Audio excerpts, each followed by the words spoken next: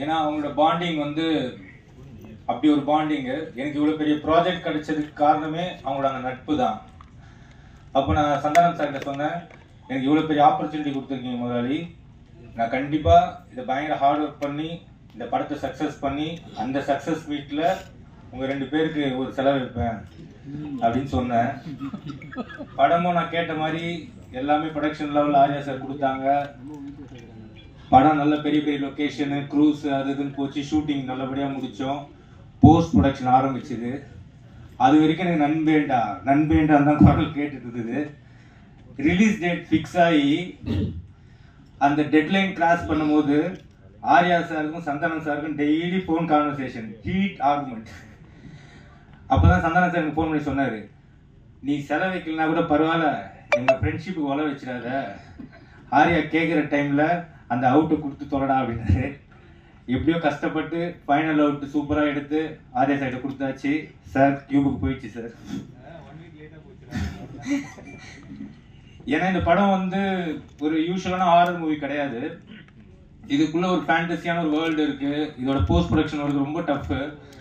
ஆக்சுவலாக இதுக்கு பெரிய சப்போர்ட் பண்ணது விஎஃப்எக்ஸ் டீம், லார்பன் சரிகரசுரன் சார், இந்த இடத்துல தேங்க்ஸ் சொல்லிக்கிறேன். அப்புறம் அவங்க டீம் செல்வா, செந்தில், மகேந்தர், நிறைய பேர் இருக்காங்க இதில், சுந்தர், அதுக்கப்புறம் ரஞ்சித், இந்த மாதிரி நிறைய பேர் டே நைட் இந்த படத்துக்காக ஒர்க் பண்ணாங்க. மெயினாக என்னோட அசோசியேட் தனேஷ்க்கு இந்த இடத்துல மெயினாக தேங்க்ஸ் பண்ணிக்கிறேன். ஏன்னா அவன் சிங்கிள் ஆளாக இந்த படத்தோட போஸ்ட் ப்ரொடக்ஷன் ஒர்க் என் கூட இருந்து பயங்கர ஹார்ட் ஒர்க் பண்ணான்.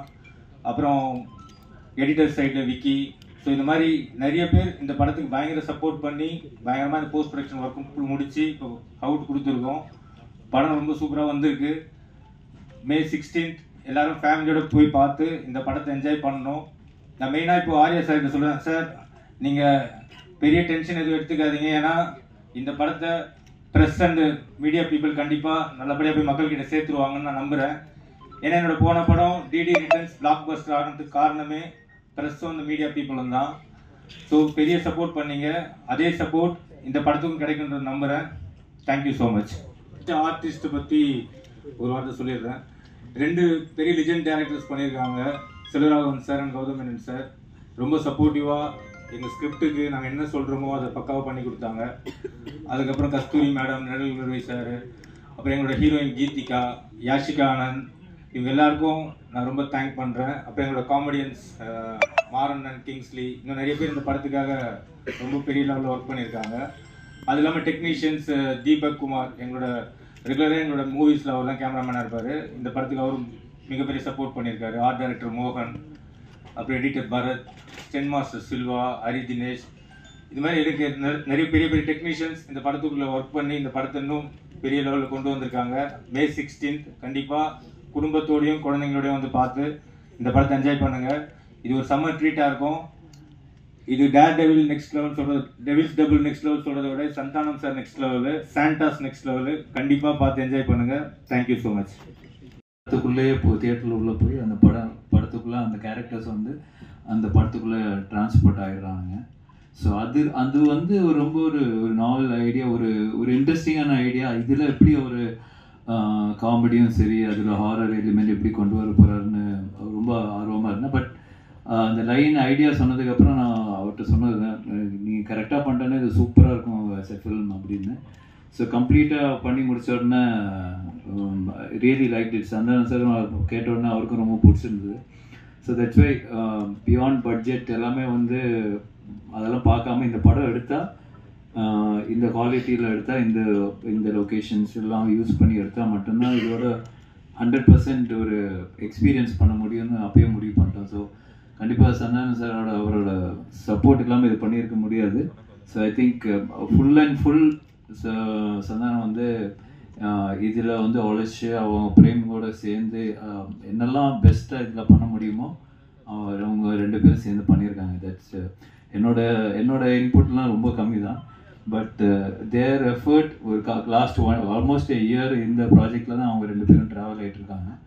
ஸோ கண்டிப்பாக இந்த படம் நல்லா இருக்குன்னு எல்லோரும் நம்புகிறோம். ஸோ இந்த 16th ரிலீஸ் ஆகும்போது நீங்களும் பார்ப்பீங்க. So definitely very happy as a ப்ரொடியூசராக இந்த படம் ப்ரொடியூஸ் பண்ணியிருக்கேன்னு ரொம்ப ஹாப்பியாக இருக்கேன். அண்ட் கண்டிப்பாக அந்த ஹாப்பினஸ் வந்து இன்னும் அடுத்த லெவல் போகணும்னு நினைக்கிறேன். டெஃபினெட்லி இது மிகப்பெரிய சக்ஸஸ் ஆனால் இதோட நெக்ஸ்ட் லெவல் 2 கண்டிப்பாக சேர்ந்து பண்ணுவோம். So definitely so looking forward to it. Very positive about this project அதுதான் நான் சொல்லுவேன். So thank you so much. நீங்கள் எல்லாம் கண்டிப்பாக வந்துடணும். அதை எங்கள் முன்னாடி கன்ஃபார்ம் பண்ணுறாரு. 20 நாள் முன்னாடி நான் புக் பண்ணிட்டேன் தெரியுங்களா? அந்த 2 பேர் யாருன்னு உங்களுக்கும் தெரியும். ஸோ எங்கள் பிரச்சனையை விட அவர் பிரச்சனை தான் பெருசாக இருக்குது. ஸோ கண்டிப்பாக வாங்க. நீங்கள் 2 நாள் கழிச்சு அந்த 15th ஈவினிங் டெஃபினட்டாக என்ஜாய் பண்ணுவீங்க 2 மணி நேரம். இந்த படம் வந்து ரொம்ப ஸ்பெஷலாக இருக்கும். என்னென்னா என்னுடைய படங்கள் நான் வந்து காமெடினா பண்ணும்பொழுது ஆர்யா எனக்கு ஃபோன் பண்ணி, எப்பயுமே நாங்கள் ரெகுலராக பேசிக்கிட்டே இருப்போம். ஆர்யா வந்துட்டு, ஏன் மச்சான் நீ காமெடி பண்ணும்பொழுது ஒரு ஜாலியாக இருப்பேன், பயங்கரமாக நல்லா பண்ணுவே, ஏன் இப்போ ஹீரோவானதுக்கப்புறம் பயங்கர ஒரு அந்த ஃப்ளோ இல்லையே அப்படின்னு கேட்டால், இல்லை மச்சான் நிறைய கமிட்மெண்ட்டு, நிறைய விஷயங்கள், இந்த படம் பண்ணுறது, அடுத்த படத்துக்கு ஒன்று இது பண்ணுறது, இதுக்கு நடுவில் யாராவது ஒருத்தங்க அட்வான்ஸ் எடுத்துகிட்டு வந்துடுறாங்க, அந்த கதை கூட சரியாக கேட்க முடியாமல் டக்குன்னு ஏதோ ஒரு கமிட்மெண்ட் ஆயிரும் அப்படின்னு. அப்போ ஆர்யா சொன்னது, இந்த படத்தில் நீ ஃபுல்லாக க்ரியேட்டிவிட்டியில் இறங்கி வேலை செய், உன்னோட பிரச்சனை எல்லாத்தையும் நான் பார்த்துக்கிறேன், உன்னோட ப்ராப்ளம் எல்லாத்தையும் நான் சால்வ் பண்ணுறேன், நீ ஒன்லி வேலை செய்ய வேண்டியது இந்த 1 year இந்த படம் மட்டும்தான் அப்படின்னா, அது எனக்கு ஒரு மிகப்பெரிய ஒரு பலமாக இருந்தது. ஸோ நீங்கள் இந்த படத்தில் மறுபடியும் ஒரு நல்ல ஒரு கதை, திரைக்கதை, காமெடி, என்னுடைய ஆக்டிங், இது எல்லாமே வந்துட்டு நிச்சயமாக உங்களை வந்துட்டு திருப்திப்படுத்தும் நான் நம்புகிறேன். May 16 தியேட்டரில் போய் பாருங்கள். அதே மாதிரி ஆனந்தை நான் சொல்லுவேன், தமிழ் உலகின் கிறிஸ்டோபர் நோலன் அப்படின்னு சொல்லுவேன். ஏன்னா ஆனந்த் பண்ணுற கதை வந்துட்டு ஒரு லைனில் இருக்கவே இருக்காது. ஹாரர் ஜானர்னா ஹாரருக்குள்ளவே இருக்காது. டிடி ரிட்டர்ன்ஸ் நீங்கள் பார்த்தீங்கன்னா ஏற்கனவே நான் சொன்னேன், அந்த மாதிரி அதில் வந்து கேம் இருக்கும், அதில் ஒரு காசு காணாமல் போய்டும், அதில் ஒரு த்ரில்லர் இருக்கும், அதுக்கப்புறம் பார்த்தீங்கன்னா ஹாரருக்குள்ளே ஒரு அட்வென்ச்சர் இருக்கும். ஸோ இப்படி எல்லா லேயரையுமே வச்சு ஆனால் ரொம்ப அழகாக ரொம்ப ஈஸியாக பண்ணுவான். அந்த அளவுக்கு கொஞ்சம் நல்ல நாலேஜ் உள்ள ஒரு ஆள் ஆனந்த். ஸோ இந்த படமும் அது மாதிரி தான். இந்த கதையாக சொன்னால் யாருக்குமே புரியாது, என்னாலே புரிஞ்சிக்கவே முடியல. ஆனால் அதை ஒரு ஃப்ளோ பண்ணி ஒரு ஸ்க்ரீன் ப்ளேவாக பண்ணி ஒரு படம் அவுட்புட் காட்டும் போது தான் ரொம்ப நல்லா இருந்துச்சு. நல்ல காமெடியாக இருக்குது. டெஃபினட்டாக நீங்கள் எல்லோரும் சிரித்து பயங்கரமாக என்ஜாய் பண்ணுவீங்க. பட் நான் இங்கே என்ன தான் நாங்கள் கூவி படத்தை விற்றாலும் நீங்கள் பார்த்துட்டு சொல்கிறதா ரிசல்ட்டு. நீங்கள் தேட்டரில் பாருங்கள், ஃபேமிலியோடு பாருங்கள், குழந்தைங்க எல்லாரையும் கூப்பிட்டு போய் பாருங்கள், டெஃபினட்டாக என்ஜாய் பண்ணுவீங்க. கண்டிப்பாக நம்ம May 15th ஈவினிங் இங்கே ப்ரிவியூவில் மீட் பண்ணுவோம். தேங்க்யூ. நன்றி. Thank you sir. சாட்டையாக நடிக்கிறீங்களா, சப்போர்ட் பண்ணுறீங்களா? அது ரெண்டுமே இருக்குது. அதாவது வந்துட்டு 2 பேருக்குமே ஈக்குவலாக தான் ஆனந்த் பண்ணியிருக்காங்க. ஆக்சுவலாக வந்துட்டு ஒரு ரிவ்யூவர்னால் எப்படி இருக்கணும் அப்படின்றதும் இந்த படத்தில் இருக்குது. அதே மாதிரி ஆஸ் ஏ ஒரு ப்ரொடியூசர், டிரெக்டர்னா அவங்க எப்படி இருக்கணும் அப்படின்றதும் இதில் இருக்குது. ரெண்டுமே இருக்குது இதில். கண்டிப்பாக ஒரு பட்சமாக இந்த படம் இருக்கவே இருக்காது. டைரக்டர் சார், கொஞ்சம் கூட மனசாட்சியே இல்லாமல் ஜோதிகா சூர்யா பாட்டை வந்து எப்படி டைரக்டர் யாஷிகானந்த் வச்சு எடுத்தீங்க? எங்க மேடம் இல்லை மேடம், அவங்க யார் தெரியல, பத்திரிகை உலகின்னு நயன்தாரா.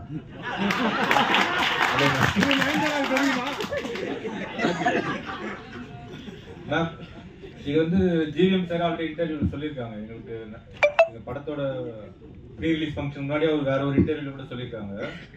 ஆக்சுவலாக ரொம்ப என்ஜாய் பண்ணி பண்ணார். இது வந்து ஸ்க்ரீன் பிளேக்குள்ள ஒரு சீக்வன்ஸ். இது ஆக்சுவலாக இது வெறும் காமெடிக்காக மட்டும் எடுக்கல, ஸ்க்ரீன் பிளேவாகவே இது தேவைப்படுது. ஸோ நாங்களே கொஞ்சம் ஹெசிடேட் பண்ணி தான் சார் கிட்ட கேட்டோம். பட் அவர் ரொம்ப ஸ்போர்ட்டிவாக இது பண்ணி தான் அவன் நல்லா இருக்குது அப்படின்னு சொல்லி பண்ணார். நீங்கள் தேட்டரில் பாருங்கள், பார்த்தீங்கன்னா உங்களுக்கு எதுக்காக பண்ணுன்றது ரிவீல் ஆகும் கண்டிப்பாக. Sir congratulations. உங்க படத்துல நிறைய கானா பாடல்களுக்கு முக்கியத்துவம் கொடுக்குறீங்க. அதுக்கு என்ன காரணம்? அதுக்கு இந்த ஹீரோக்கள்ல நீங்க ஹீரோவா ஆயிட்டீங்க, அந்த மாதிரி இந்த இன்ட்ரோடக்ஷன் சாங்ஸு அந்த மாதிரிலாம் நீங்க எப்போ கொடுக்காம மெயினாக கானா பாடலுக்கு முக்கியத்துவம் கொடுக்கறதுக்கு என்ன காரணம்? தம்பி டைரக்டரும் அதுக்கு ஒரு முக்கிய காரணம். இவர் வந்து ராயபுரம், ஆனால் சொந்த ஊர் திருநெல்வேலி. அதனால தான் பைல்வான் ரங்கநாதன் நடிக்க வச்சிருக்கான் படத்தில், அவங்க ஊருக்காரங்க அப்படின்னு சொல்லிட்டு. ஸோ அது மாதிரி அவங்க ராயபுரம். ஸோ இதுக்கு முன்னாடி நான் பண்ண கானா படம் பார்த்தீங்கன்னா ஜான்சன், அவன் வந்துட்டு வியாசார்பாடி. ஸோ இவங்க எல்லாருமே இன்புட்ஸ் கொடுக்கறதா, என்னோட இன்புட்ஸும் கிடையாது. ஸோ அவங்க என்ன சொல்கிறாங்களோ அதை நம்ம கேட்டு பண்ணுறது தானே. அந்த பாரிஸ் அதுதான். ஆமாம், அந்த டைரக்டர் வந்துட்டு வியாசார்பாடி. ஸோ இவர் ராயபுரம். இன்னும் நான் வந்துட்டு இது மின்ட்டு தாண்டவே இல்லை. சந்தானம் சார், ஒரு நிமிஷம். மணி சார், எப்போதுமே எல்லாருமே நிறைய வசூல் வரணும், திருப்பதியில போய் வந்து நம்ம வந்து சாமி கும்பிடணும் அப்படிம்பாங்க. இந்த படத்தில் நீங்கள் திருப்பதி கோவிந்தாவை கிண்டல் பண்ணியிருக்கீங்கன்னு சேலத்தில் வந்து நிறைய வக்கீல்கள் வந்து புகார் கொடுத்துருக்காங்க. அந்த கோவிந்தா கோவிந்தா பாட்டு வந்து உண்மையிலே கடவுளை கிண்டல் பண்ணிக்கிறதா, அவங்களுக்கு என்ன பதில்? அதான் இல்லை, அது வந்து கிண்டல் கிடையாது. அதாவது நிறைய பேர் நிறைய விஷயங்கள் சொல்லுவாங்க, ஓகேங்களா. இப்போ பார்க்குறவங்க எல்லாரும் அவங்களோட சஜஷன் சொல்லுவாங்க, இது சரியில்லை, அது மாற்றணும், இது பண்ணணுன்ட்டு. பட் அது எல்லாத்தையும் நம்ம எடுத்துக்க முடியாது, அப்படி வாழவும் முடியாது. கோர்ட் என்ன சொல்லுது, அப்புறம் சென்சார் சர்டிஃபிகேட், அவங்க சில ரூல்ஸ் அண்ட் ரெகுலேஷன்ஸ் வச்சுருக்காங்க. அவங்க சொல்கிறது மட்டும் தான் தமிழ் சினிமாவில் பண்ண முடியும். ஒரு கோர்ட்டு சொல்கிறதா நம்ம செய்ய முடியும். போகிறவங்க வரவங்க சொல்கிறதெல்லாம் நம்ம கேட்டு எதுவும் செய்ய முடியாது. ஆமாம், சென்சாரில் வந்து அவங்க பார்த்துட்டு என்ன கரெக்ஷனாக சொல்லியிருக்காங்க, அதையும் நாங்கள் பண்ணியிருக்கோம். ஸோ அதனால் கரெக்டான ஒரு விஷயம்னா அது ஒன்று சட்டம் கோர்ட், இல்லைன்னா சினிமாவுக்கு சென்சார். இதை தவிர போகிறவங்க வரவங்கலாம் சொல்கிறாங்க, நம்ம என்ன பண்ண முடியும், அது அவங்களோட கருத்து. பாட்டு இல்லையா, பாட்டு வரும் நடுவில் இவனோட கேரக்டரை பற்றி வரும், ஆனால் இதுக்கு அந்த பாட்டுக்கும் சம்மந்தம் இருக்காது. இப்போ நம்ம பெருமாளை பற்றியோ இல்லை கோவிந்தாவை பற்றியோ நம்ம கிண்டலாக பண்ணி தான் சொல்லலாம். அது எனக்கு வந்து நான் வந்து திருப்பதிக்கு போய் இந்த ரிலீஸ் பண்ணியோட நாங்கள் போகிறோம். நாங்கள் வந்து வருஷம் எல்லா படத்துக்குமே நானும் ஆனந்தம் கீழே இருந்து மேலே நடந்தே போவோம். இப்போ இந்த தடவையும் போகிறோம். நான் பெருமாளுடைய பக்தர், எனக்கு பெருமாள் ரிலீஸ் பண்ணி நான் போய் வேண்டிப்பேன்.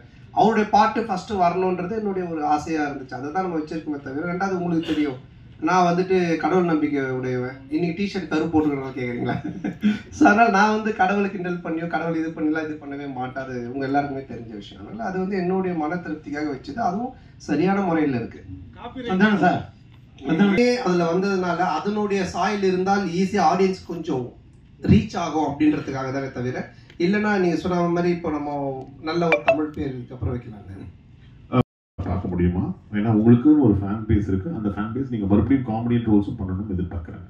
இல்லை அதுதான், இப்போ காமெடி ரோல்னா நீங்கள் ஃபஸ்ட்டு பார்த்த சந்தானத்தை பார்க்க முடியாது, நிச்சயமாக அந்த மாதிரி ஒரு சந்தானம் இருக்காது. ஏன்னா அது இப்போவே ஆடியன்ஸுக்கு டிவியில் நிறைய ஷோஸில் நிறைய ஆதித்யா சேனல் சிரிப்புலாம் பார்த்துட்டாங்க, நீங்களும் யூடியூப்ல நிறைய பார்த்துருக்கீங்க. ஸோ புதுசாக ஒன்று பண்ணணும், அதை எப்படி டிசைன் பண்ணி பண்ணணுன்றதை நானும் யோசிச்சுக்கிட்டு இருக்கேன்.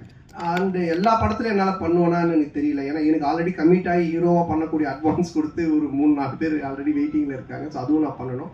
இப்போ அதுவே நான் ஒரு படத்தை திருப்பியும் அவங்களுக்கு ரிட்டர்ன் பண்ணிட்டு தான் எஸ்டிஆருக்காக அதை பண்ணுறேன். அவருக்கு அதை என்ன மாதிரி பண்ண முடியுன்றதை நான் இப்போ டிசைன் பண்ணிகிட்டு இருக்கோம். அதுக்கப்புறம் ஆர்யாவோட ஒரு கமிட்மெண்ட் இருக்குது. நான் வடக்குப்பட்டி ராமசாமிலே சொன்னேன் ஆர்யாவோட நான் பண்ணணும் அப்படின்ட்டு. ஸோ அந்த கமிட்மெண்ட்டும் போயிட்டுருக்கு. ஸோ அதுக்கும் பேசிகிட்டு இருந்தோம். பட் இவன் எப்போ பண்ணுவான்னு தெரியல. இவங்கிட்ட அப்படின்னா ஆர்யா கியூபுக்கே 1 week அனுப்புனா அப்படின்னு சொன்னேன். ஸோ ஆனந்தம் ஒரு லைன் ஒன்று எழுதியிருக்கான் எங்கள் 2 பேரை வச்சு. அதில் ஒரு கேரக்டர் ஒன்று பண்ணலான் இருக்கும். ஸோ பண்ணுவேன் கண்டிப்பாக. ஆனால் நிறைய பண்ணுவேனான்னு தெரியாது, பழசை பண்ண மாட்டேன் நிச்சயமா. ஆனால் இந்த கொஸ்டினோட தொடர்ச்சி தான், தமிழ் சினிமாவில் காமெடி நடிகர்கள் குறைஞ்சிட்டாங்க, காமெடியும் கம்மியாகிடுச்சுன்னு சொல்கிறாங்க. அது எப்படி நீங்கள் பார்க்குறீங்க? அவர் சொன்னதுக்கு என்ன வந்து பார்க்குறீங்க, நான் எப்படி சொல்கிறேன்? அவர் உங்களுக்கு தான் சொன்னார், நீங்களாம் வந்து ஆக்டர் ஆகி போயிட்டீங்க, ஹீரோ ஆகி போயிட்டீங்க, ஸோ வந்து தமிழ் சினிமாவில் காமெடி கம்மியாகிடுச்சுன்னு சொன்னார். இல்லை என்கிட்ட அவர் பர்சனலாக சொல்லுவாங்க, பப்ளிக்காக எல்லாருக்கே சொன்னார். அப்போ நீங்கள் நடிக்க வாங்கன்னு கூப்பிட்டா நான் அதுக்கு எஸ்ன்னு சொன்னேன். அதை நான் எப்படி சொல்ல முடியும்? அரே சார் இருக்கீங்களா, இல்லை அடுத்த படத்துக்கு ப்ரொடியூசராக காலத்தில் இறங்க போகிறீங்களா? சந்தானத்தை வச்சு. இல்லை இப்போ சார்பட்டை வந்து ஆகஸ்ட்ல இருந்து ஷூட்டிங் பார்ட் 2. இப்போ வந்து வேட்டும் ரஞ்சித் சார் அந்த படம் ஷூட்டிங் போயிட்டுருக்கு.